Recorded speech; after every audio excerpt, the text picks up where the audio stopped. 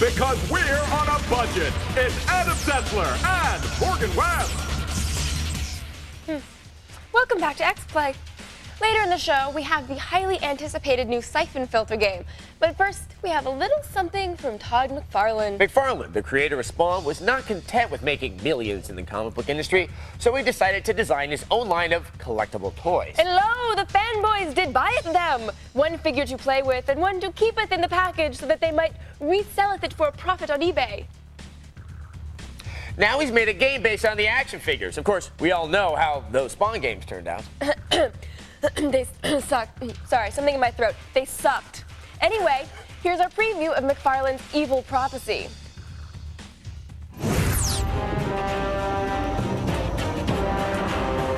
So here's one. What does Frankenstein's monster, Dracula, the Wolfman, assorted zombies, the Mummy, and toy maker Todd McFarlane have in common? If you said plans for frightening women, just kill her and get her done with. Matter of fact, good riddance. Well, that's probably not too far from the truth. But the answer we're looking for is, they've all turned up in the most recent version of Todd McFarlane's Evil Prophecy. Yep, the comic book artist who created Spawn foresees a bad moon rising. The kind of moon that brings out werewolves, zombies, and perhaps even more terrifying, the dreaded Fishmen. Vile, slippery creatures from the deep that combine the worst half of fish with the worst half of man-folk. Sure, it's a very specific prophecy, but he should know. Todd created it himself based on his Monsters action figure series. We're predicting a whole lot of button mashing. And maybe even a few calluses. Yep, I foresee there's probably going to be blisters. So, stop me if you've heard this one. A barrel-chested pirate with a peg leg and a voodoo shaman run into a blonde at the lair of a mad scientist. Actually, I'm not sure how the rest of that joke should go, but after some decidedly unfunny dialogue, the foursome sets out to give the rising evil forces a good old-fashioned beatdown.